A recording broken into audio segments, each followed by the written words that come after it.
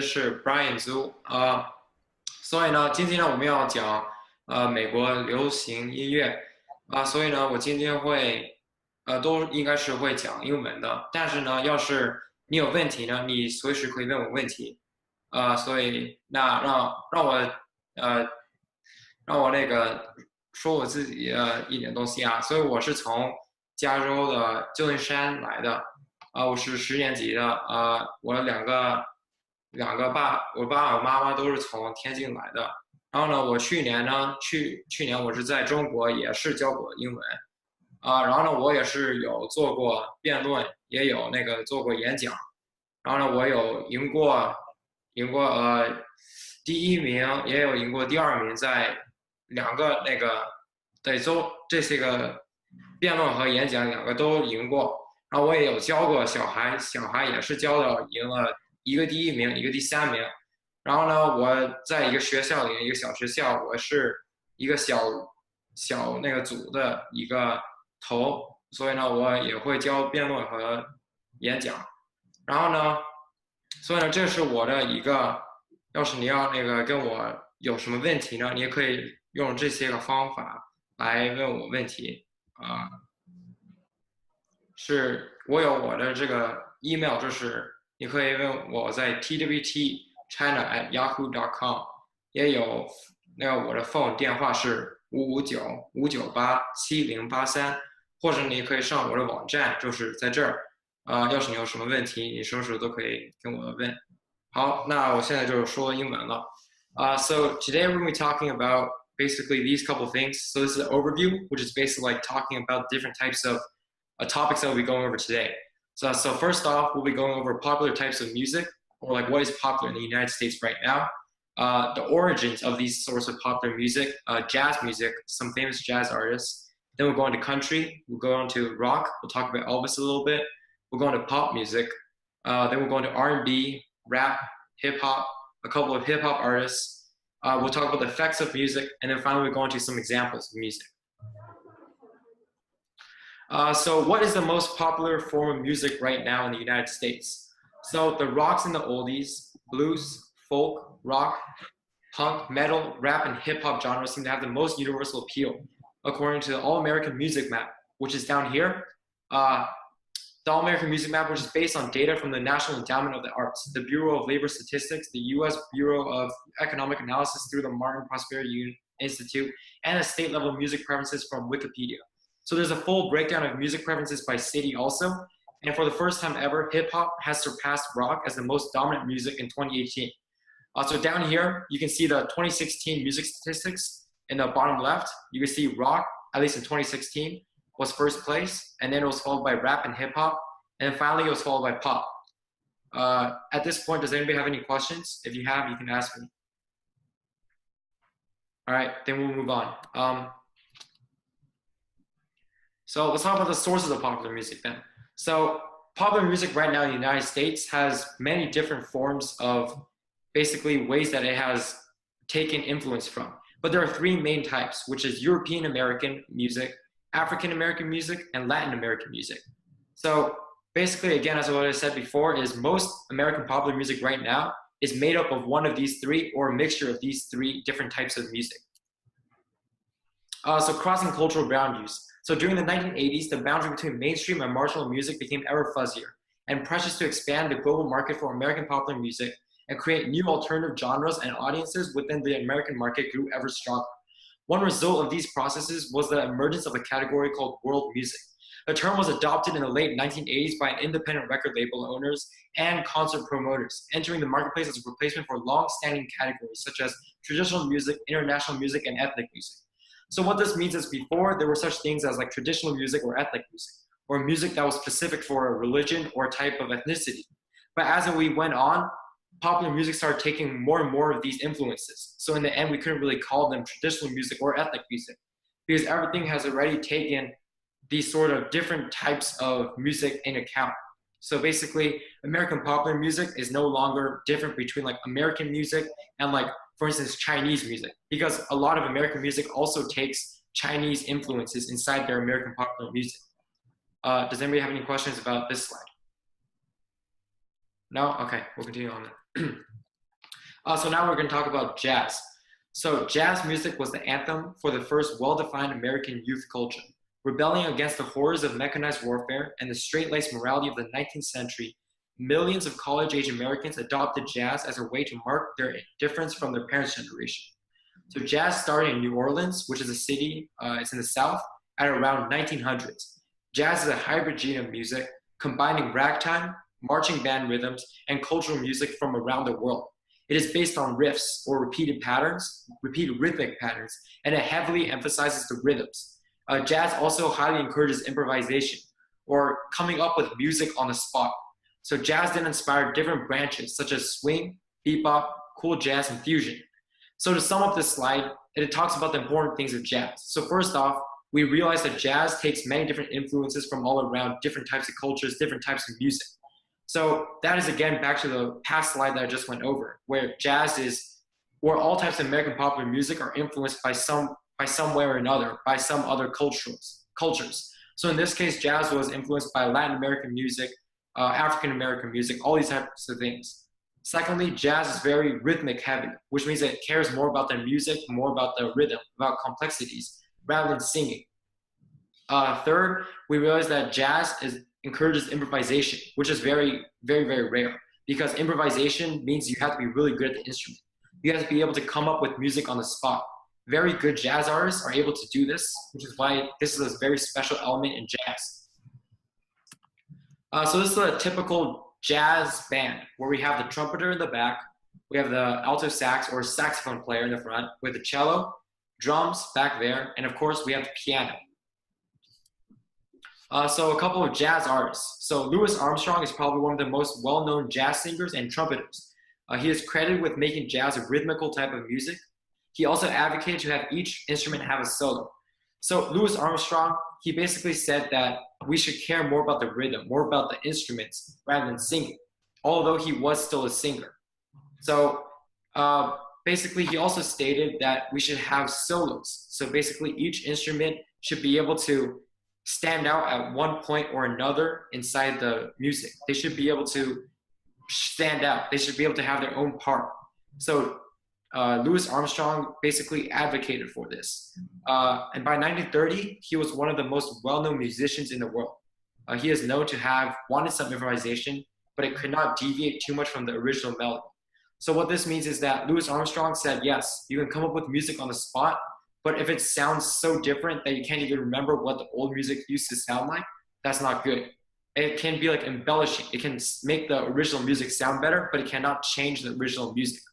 Another famous pianist is named Duke Ellington. So he is credited with starting jungle music or music with very dense and heavy textures. So basically, Duke Ellington stated for many different artists or different instruments to play over each other, to incorporate inside one of another, to make it sound better. But everyone was to play at once, so everyone could make each other sound better. There was not that many solos. He would also experiment with different harmonies and rhythms. So he created unusual pieces with complex parts. So here we see two very different people. Louis Armstrong, he really wanted people to basically create solos, people to stand up by themselves, while Duke Ellington liked it when everyone played together, when everyone stood out together as a group. Does anybody have any questions about this slide? No? All right. Next slide then. Country music. So country music has always been about the relationship between the country and the city, home and migration, the past and the present. So this is not surprising if we consider the main audience for this music during the 1920s. There were rural people whose way of life was being radically transformed by the mechanization of agriculture and changed in the American economy, and migrants who left home to find jobs and establish new lives in the city. So these songs usually focused on love, family, home. In a way, country is very much like the European American version of R&B. So we'll talk about R&B in a later slide, but just know right now that country and R&B are very much alike. So there were crooners who sang love songs, more pop-oriented singers, and religious country singers. They mostly use an acoustic guitar and their voice. So Johnny Cash is one of the most famous country singers of basically all time. So he mostly sang songs about sorrow, and he was known for performing in all black. His songs eventually became about redemption and religion, which is basically a standard example of all country songs. So just to recap, country is basically about change, about family, about religion. It is all about basically home. It is about remembering what used to be. And so country singers are usually sad songs. Does anybody have any questions? Okay. So this is a very famous country singer right now. So as you can see, he has the acoustic guitar and he has the microphone, which he's using to sing. So now let's go into rock. So rock and roll was basically became famous in the 1950s, and it transformed the landscape of American popular music. And it further cemented the popularity of Southern-derived styles, ultimately derived from the blues and country music. So if you were young in the 1950s, and basically no matter where you lived, no matter what your race or class was, you knew about rock and roll. Everyone loved rock and roll. So rock is centered around the electric guitar with fast riffs. And like I said before, riffs are basically like rhythmic patterns that are repeated, and solos for every instrument. So as you can see in rock, they also take basically examples from the South now, which is like country music, and they also take riffs and solos. So it also very cares about the instruments, which is like jazz. So this basically just shows again that basically all of American popular music all feeds into one another. Every single one has influences on each other. So lyrics are usually centered around love, again, but they can also have social or political themes.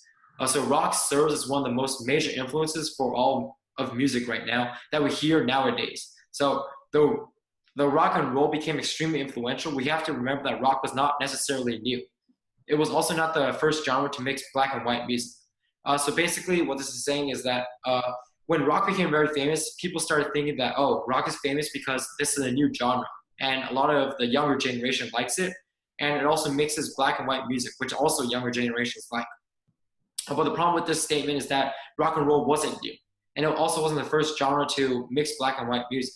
The main reason why rock became very famous was because of its marketing, its artists, and it's just luck, basically. It became very lucky. A lot of the artists became very famous with this generation, which helped spur this genre to be one of the more famous, more influential genres of music right now. So this is a typical rock band. You have the singer, electric guitar, bass guitar, and the drums. So Elvis Presley was the biggest rock and roll star to come from the countryside of music.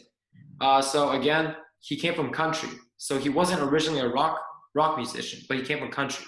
So again, that just basically shows how all of American popular music ties into one another. Every single piece of American music comes from another form. It takes influence from somewhere else. So in 1955, RCA Victor, a major label, set about trying to turn the, quote, hillbilly cat into a mainstream performer without compromising the strength of his appeal to teenagers. So they succeeded beyond anyone's expectations, obviously. So Presley's extraordinary popularity established rock and roll as an unprecedented mass market phenomenon. His reputation as a performer and recording artist endured up to his death in 1977 at the age of 42, and it continues beyond his grave. So I Will Never Stand in Your Way is Elvis Presley's first known recording. The king of rock and roll holds records for the most top 40 and top 10 hits, and the most consecutive #1 hits, and the most weeks at #1. So where that statistic comes from is from the Billboards, which is basically a ranking system in the United States for how popular music is. So he basically holds records for, like, he was the best at most top 40 and top 10 songs. So he holds the most of these. And he also has the most consecutive #1 hits and the most weeks at #1. So his songs were like #1 consistently in this ranking system in the United States. Now we go to pop music. So before we start, pop music is different from popular music. So popular music is basically a form of what is popular in the United States, while pop music is a genre. So basically what I'm trying to say is that pop music is another genre of music. It takes elements from many other different genres of music. So many artists mentioned in this story, in this lesson, have also made pop songs. So the main element in a pop song is singing. So it is almost a chorus verse structure with the hook. So what that basically means is that like the other songs that we've seen so far, or the different genres that we've seen so far, where it focuses very much on different instruments and different rhythms to make the music special. Pop music focuses mainly on singing, where most of the music in the background is kind of repetitive. Um, and also what I said is basically pop music because it is basically popular music. It is what is popular around that time. A lot of the basically the songs or the artists that we've talked about so far, like Elvis and like Louis Armstrong, they've probably also made pop songs in their career. So pop is almost always focused around love, and there are barely any exceptions. So pop is also usually simple with quick beats and repeating melodies. So pop is also very vague because it draws on many different influences. So again, pop basically takes influences from different places, different times. So basically pop is always changing. Pop music always changes based on what is famous around that time, what is cool around that time. So pop will usually mirror the style of the most popular genre of music at that time. So for instance, pop right now has elements of hip hop and rock. So the most famous pop musician is Michael Jackson.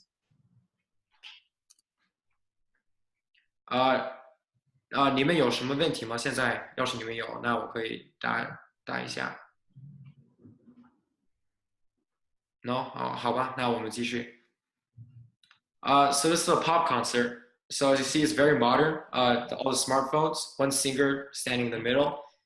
Usually a love song again. So everyone's basically the smartphone waves, of course. I'm sure most of you guys have seen this before, at least, or something like this.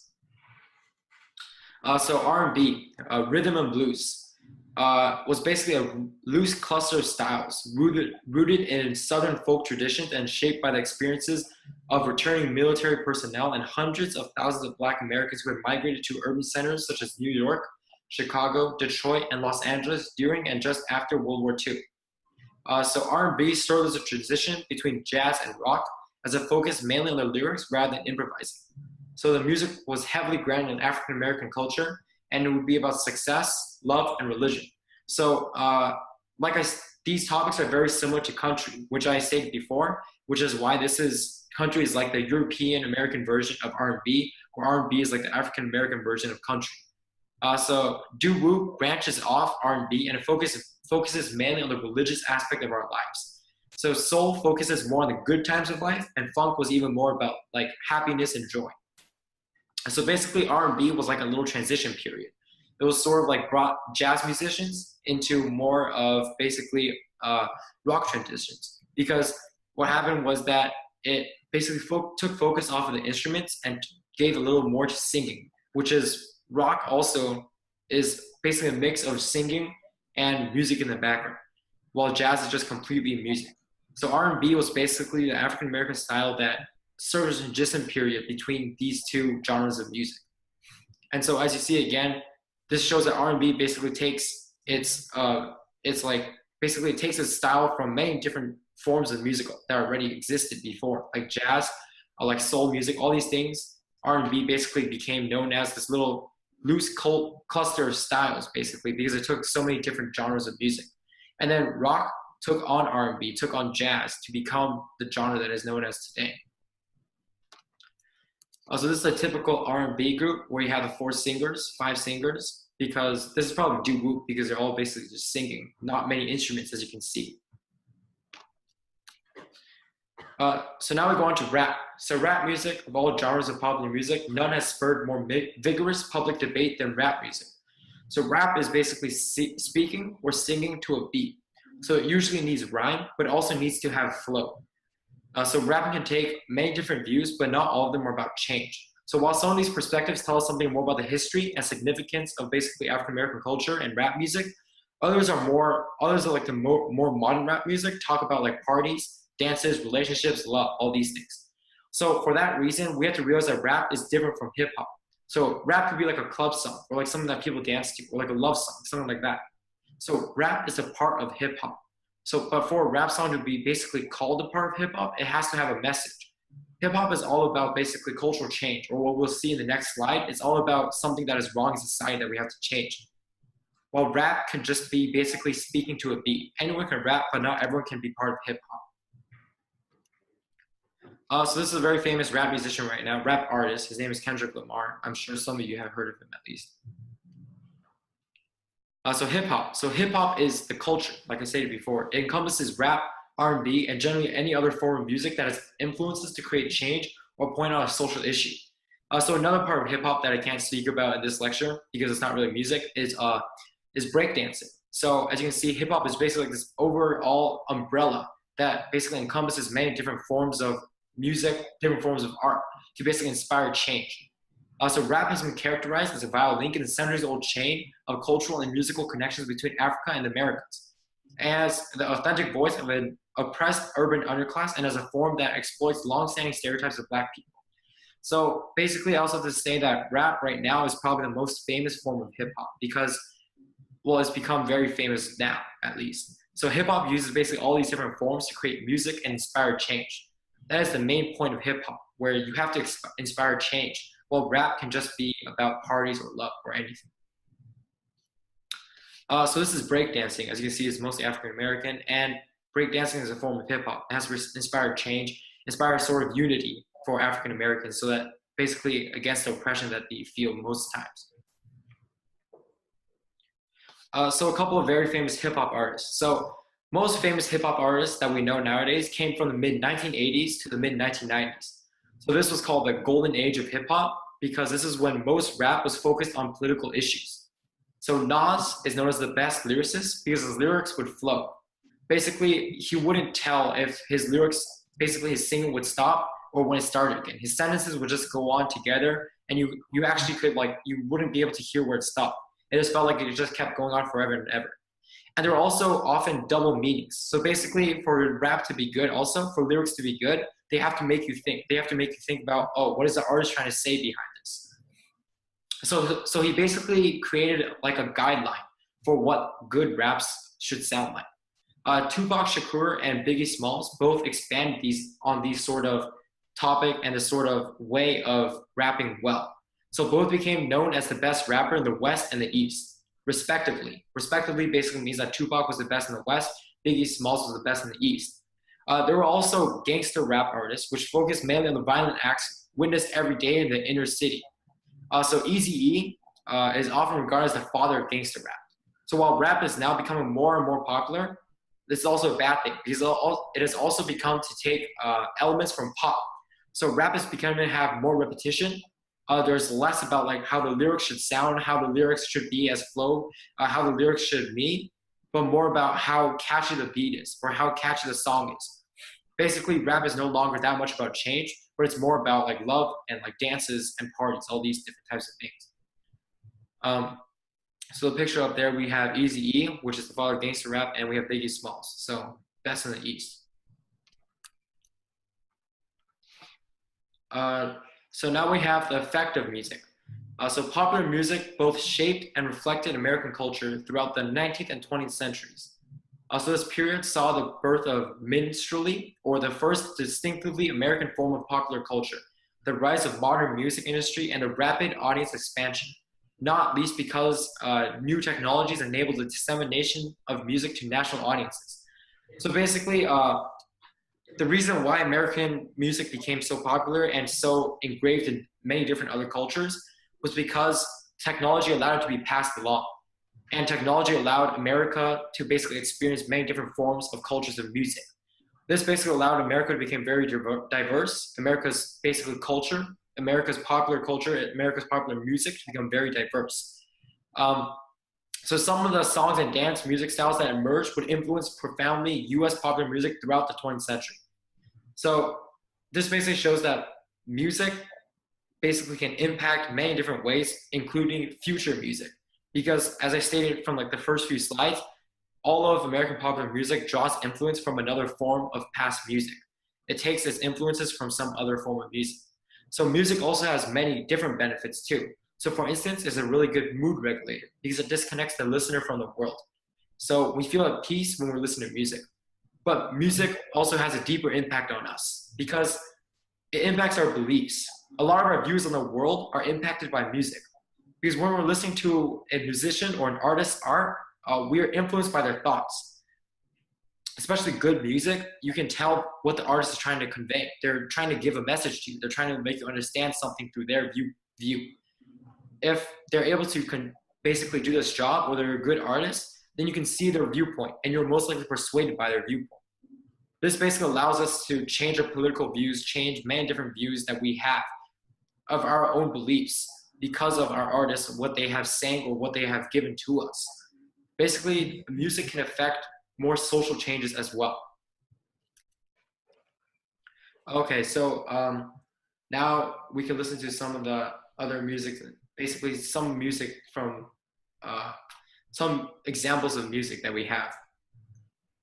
So as you can hear from that country song, it was basically exactly what most people would think it was a country song. It was not as sad as most country songs, but it still had basically sad elements in it if you actually listen to the lyrics. It was more of, again, you hear Latin American, basically Spanish influences inside that song from the basically mariachi in the back. You could hear basically it was mostly a guitar, a little bit of a trumpet, but also mostly Johnny Cash's voice, which basically is what like a country song is, mostly about sad, about love, about that type of things. Next, we'll go into hip hop with. Next, we'll go into basically hip hop with Tupac's "Keep Your Head Up," which is basically again with hip hop, it has to be a social change, which he's basically talking about the oppression of women inside today's society. And the second one for Nas, "If I Rule the World," best lyricist basically. He talks about oppression by basically African Americans, Black oppression, all these different things inside America.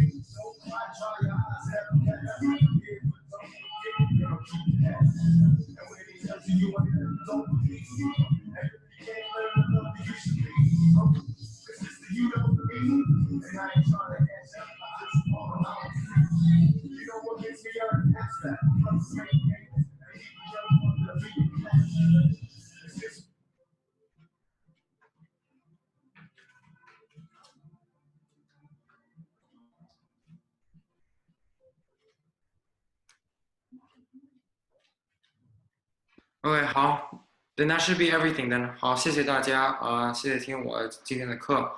I hope you guys learned a lot. It was very fun teaching you guys all these different things. If you guys have any questions right now, you can contact me through any of the things I already stated, the email, the phone number, the website, any of those three things you can contact me.